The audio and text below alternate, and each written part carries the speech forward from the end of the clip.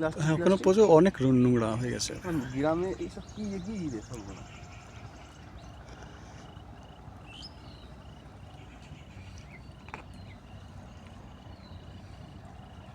গঙ্গা না থাকলে চুনির অবস্থা ইছামতির মতো মানে শীর্ণকায় হয়ে যেত।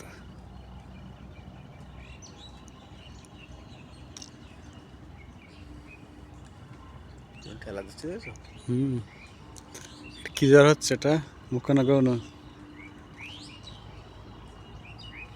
এই জ্বরটা না কলকাতায় বিরাট ভালো বোঝা যায়। ওই সাউথে যাবো তো ভালো বলতে পারো। হুম, ডায়মন্ড হারবার কোনো তো আরও ভালো বোঝা যাবে।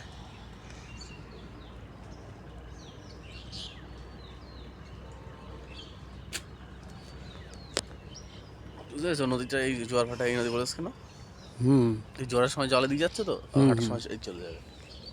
জলটা ওই অনেকটা জন্য বুঝতে বেড়েছে। পারে সবাই, বাড়া কমাটার থেকে বেশি শোধ ঘোরে এটা বোঝে। হুম, আর গঙ্গায় তো শোধ ঘোরে না, শুধু বাড়ে একসাথে একদিকেই যাবে।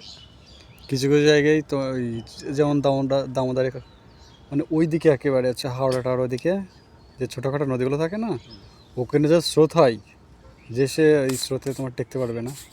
বিদ্যাধরীতে খুব স্রোত, হাওড়ায় বিদ্যাধরীতে পার হতাম। কে বলছে এই তোমার বেশ কয়েকজন স্নান করছিল মহিলা পুরুষ দিয়ে, বলছে এই যে জোয়ার আসে যে জোয়ার যে এসেছে সাথে সাথে তোমার কত মিটার যেন এমনভাবে ঢেউটা এসে দু একজন অনেকটা মানে সাথে সাথে চলে গেছে অনেক দূরে।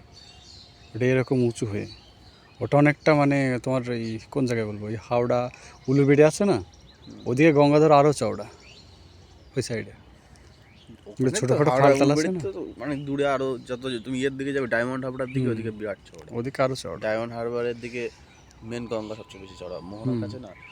ওখানে জোয়ারের সময় যে জল বাড়ে না, ওখানে তো লঞ্চেই সেই পূর্ব মেদিনীপুরে যেতেই লঞ্চ করে 45 মিনিট লাগে এদিকে।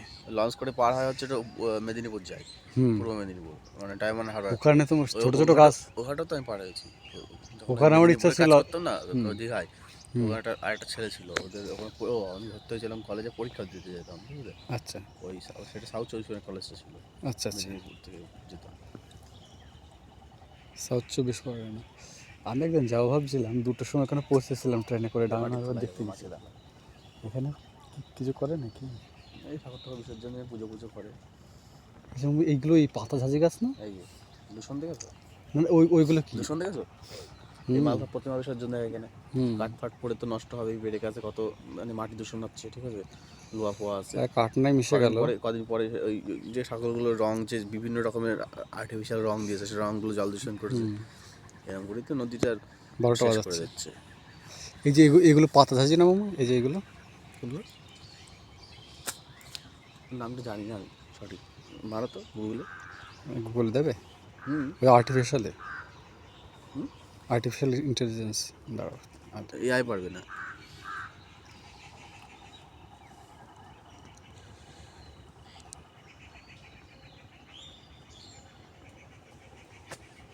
প্রসেনজিৎ চুনি নদীতে উদাহরণ দিচ্ছিল, চুনি নদী থেকে হ্যাঁ গঙ্গাটা আরও বেশি এক্সাম্পল ভালো আর কি। ওটা কোনো ব্যাপার না, এক্সাম্পল ভালো, বাড়ির পাশে গেছে সেটাই বলবো আর কি, প্রত্যেকে ওরা ওতে আবার কোশ্চেন করবে। কাক নাকি, কাক মাছ ধরা সহজ থেকে।